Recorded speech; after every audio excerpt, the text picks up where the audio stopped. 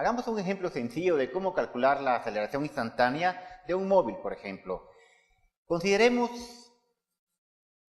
que la rapidez de una partícula tiene la siguiente función, una función lineal en el tiempo, donde g en este caso considerémoslo una constante. Haciendo un gráfico de este sistema sería el tiempo acá, la rapidez en y acá, y el gráfico tendría esta forma, donde esto representa la rapidez inicial y la pendiente es negativa y vale g. Ahora consideremos que en un tiempo t dado, cualesquiera, la función acá pues se evalúa de esta manera en un tiempo t, y que luego en un tiempo t más un pequeño intervalo o un intervalo de tiempo, la función acá se evalúa de la siguiente manera: t más delta t.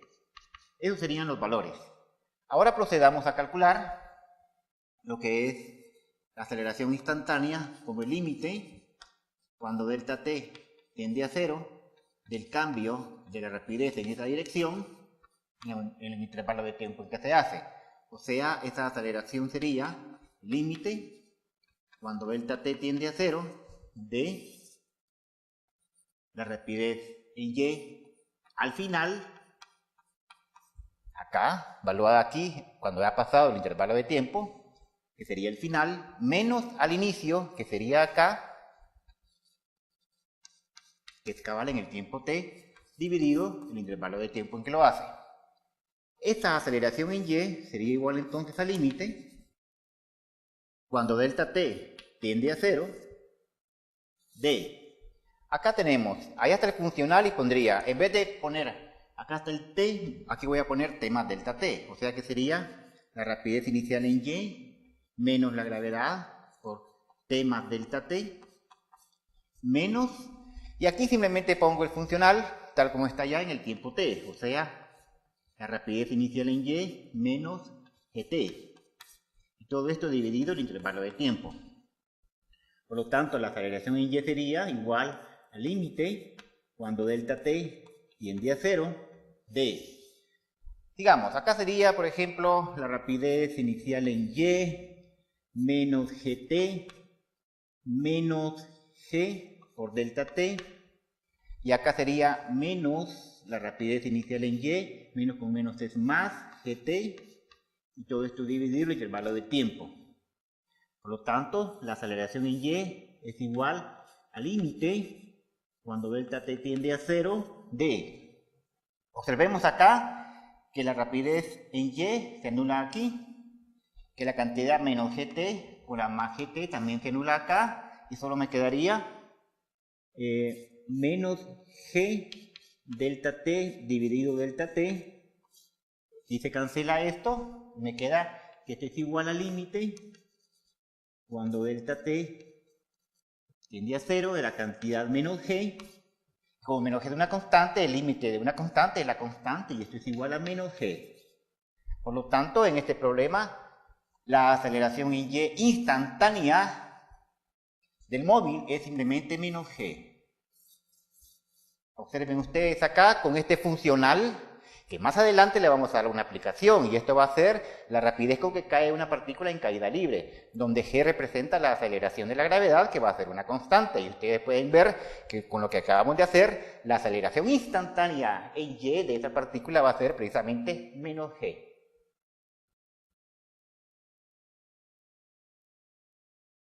Hagamos un resumen ahora de lo que hemos estudiado acerca de cinemática. Habíamos dicho que la cinemática estudia y describe el movimiento de los cuerpos sin considerar la causa del por qué se mueve como lo hacen. Entonces, para describir el movimiento de los cuerpos, lo primero que comenzamos haciendo fue un sistema de referencia inercial, el cual consiste en un sistema de coordenadas cartesianas. Este sistema de coordenadas nos sirve para generar el espacio en el cual estamos conviviendo. En el origen del sistema de coordenadas está el observador. El observador es el que investiga el movimiento de la partícula, estudia el movimiento de esta partícula. Ya dijimos que soy yo, que eres tú. Luego, habíamos dicho que el objeto tenía una cierta trayectoria en el espacio y que íbamos a considerar el objeto que se mueve como una partícula. Entonces, por acá, en un instante de tiempo t, estaba localizado el cuerpo moviéndose. Ahora, el observador, como primera cantidad cinemática, quería decir dónde estaba situada esa partícula. Y entonces comenzamos creando lo que se llama el vector posición. El vector posición lo llamábamos con la letra R.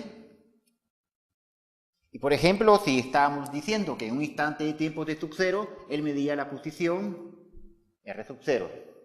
Después la partícula se iba moviendo y en un instante de tiempo t sub 1, por ejemplo, se encontraba acá y entonces el observador decía que se encontraba en otra posición R1, por ejemplo.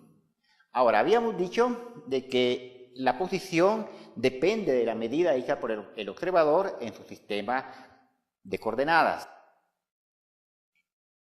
Entonces se definía otra cantidad que era el desplazamiento. El desplazamiento no es más que el cambio de la posición.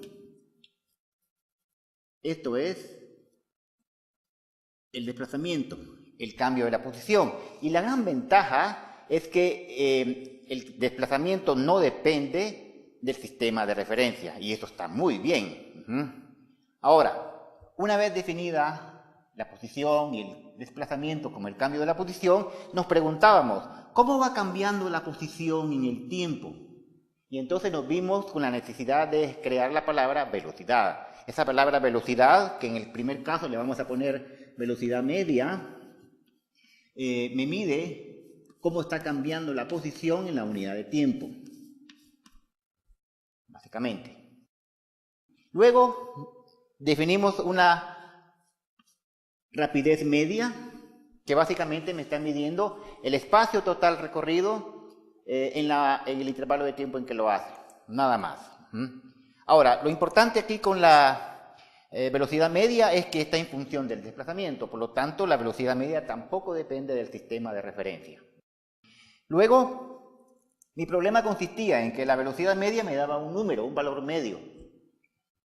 Entonces, yo no quería básicamente saber ese valor medio, sino que quería saber un valor instantáneo de esa velocidad, o sea, cómo estaba cambiando la posición instante a instante. Y entonces habíamos dicho que lo más adecuado, por ejemplo, dibujado acá en dos dimensiones, x, y, donde acá está la trayectoria de la partícula. Entonces, si aquí estaba el vector posición, decíamos que una recta que era tangente a ese punto de la curva, era lo que llamábamos una velocidad instantánea, que básicamente la definíamos, la velocidad instantánea no es más que la razón de cambio de la posición en la unidad de tiempo en que se hace, básicamente.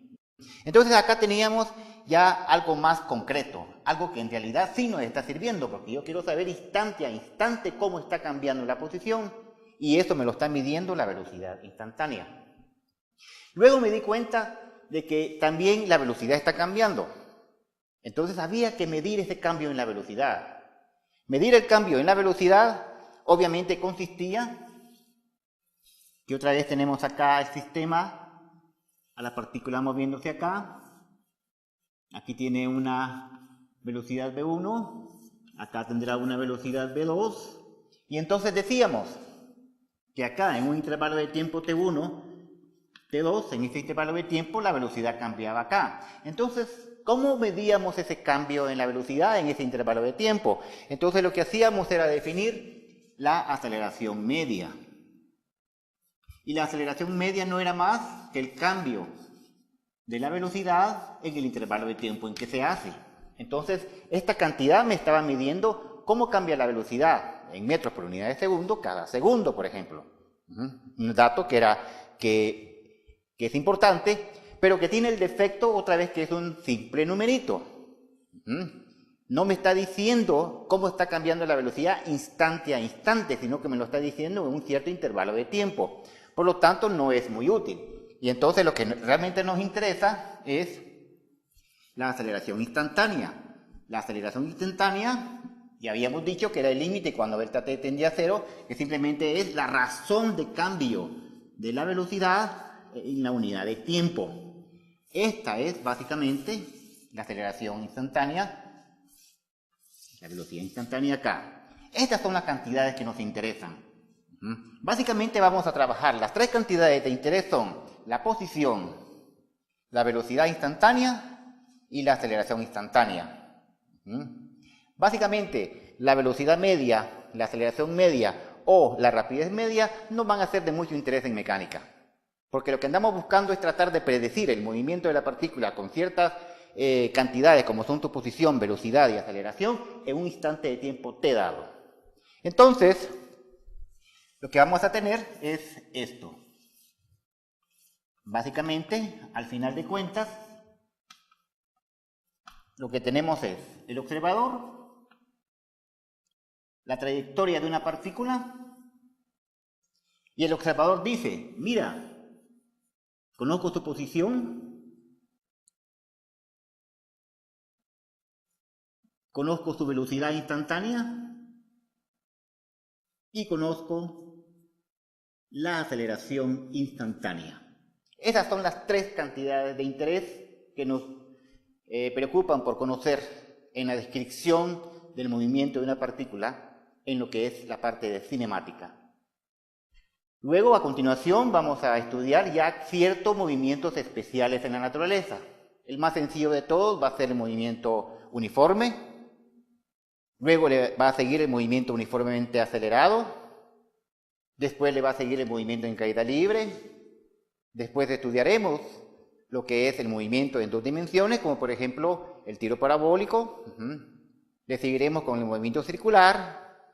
Y así seguiremos con el movimiento relativo. Esos van a ser ya tipos de movimiento, pero todos esos tipos de movimiento van a tener un lenguaje matemático. Y ese lenguaje matemático está en las cantidades cinemáticas.